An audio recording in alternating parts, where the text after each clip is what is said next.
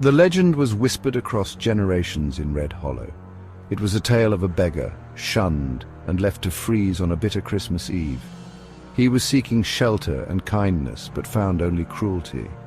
His dying breath was a curse upon the town. Every Christmas Eve, his spirit, known as the Visitor, would return. He sought retribution for the heartlessness shown to him. The townsfolk believed the Visitor would only visit those who had forgotten the true meaning of Christmas. He targeted those who had grown cold and selfish. The legend served as a chilling reminder. It taught the importance of compassion and generosity, especially during the festive season. This tale, however, was dismissed as mere folklore by the newcomers to Red Hollow. The Petersons were one such family. They had recently moved to Red Hollow. They found the quaint town charming. The legend of the Visitor, however, seemed outlandish to them. They dismissed it as an elaborate ghost story. They thought it was designed to scare children and tourists. John Peterson, a practical man of science, scoffed at the idea of a vengeful spirit. His wife, Mary, was more open-minded but still skeptical. Their daughter, Chloe, however, was captivated by the story. She couldn't shake off a feeling of unease. She sensed something was different about this Christmas Eve. As the sun began to set on Christmas Eve, the sky over Red Hollow turned an ominous shade of grey. Snow began to fall. It was light at first, then quickly turned into a blizzard. The wind howled, rattling the windows of the Petersons' cozy home. A palpable sense of foreboding settled upon the town. Chloe discovered a strange package on their doorstep. It contained a beautifully carved wooden bell. An inscription in an unknown language was etched onto its side. Despite the festive atmosphere inside, Chloe couldn't ignore a growing sense of dread.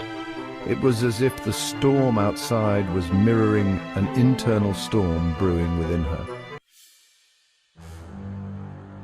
As the storm raged on, the power went out, plunging the Peterson house into darkness. The cozy atmosphere was shattered. The shadows seemed to dance more menacingly. The only light came from the flickering flames of the fireplace. John tried to lighten the mood. He told jokes and stories, but even his cheerfulness couldn't completely dispel the unease. The sound of the wind seemed to morph into whispers. They were faint and indistinct, but laced with malice. A sudden sharp knock on the door startled them. John, assuming it was a neighbor checking on them, went to open the door, but there was no one there, only the swirling snow and the unsettling silence greeting him. Section 5. The unsettling knocks begin. The knocks returned, more insistent this time.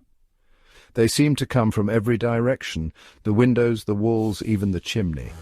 The Petersons huddled together, their faces pale with fear. John, his skepticism shaken, tried to rationalize the events. He attributed the noises to the wind and their heightened anxiety, but deep down, doubt gnawed at his composure. Chloe, however, felt a growing certainty that something sinister was at play. She remembered the legend of the Visitor. Her blood ran cold. The inscription on the wooden bell flashed in her mind. Could this be the night the legend became their reality? Section 6. The Visitor breaches their sanctuary. A deafening crash from downstairs shattered the tense silence. The front door swung open with a groan, revealing the swirling snow and a figure shrouded in shadow. The Visitor had arrived. It was tall and gaunt, its features obscured by the darkness and the heavy cloak it wore. An unnatural chill seemed to emanate from it, penetrating the very walls of their home. Panic seized the Peterson family. John ushered his family behind him.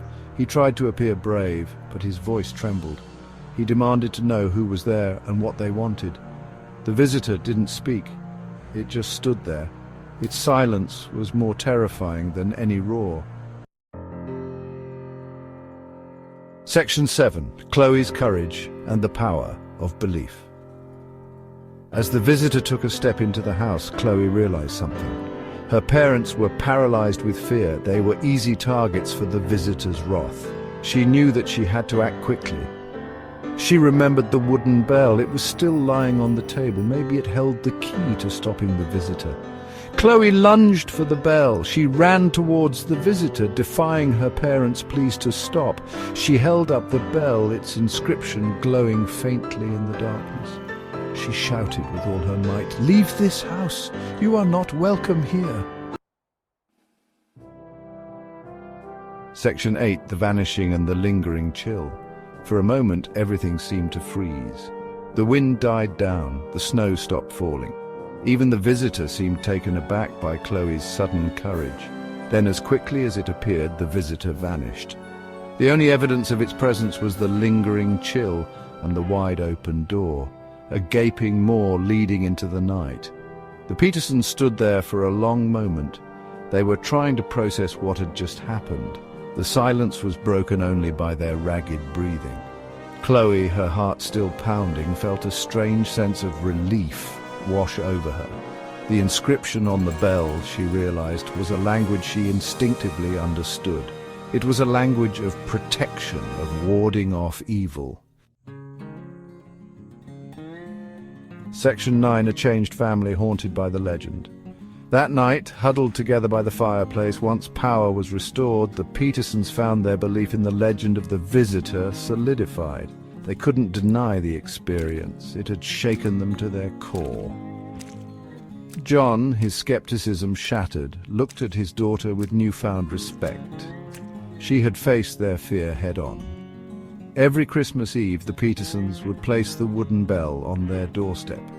It served as a reminder of that fateful night. It was a symbol of protection against the darkness that lurked beyond their door. The legend of the Christmas visitor continued to echo through the halls of their home.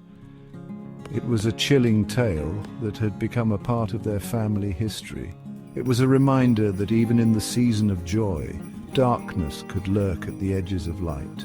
It was a lesson learned about the true meaning of Christmas. Compassion and generosity were the best defenses against the coldness of the human heart.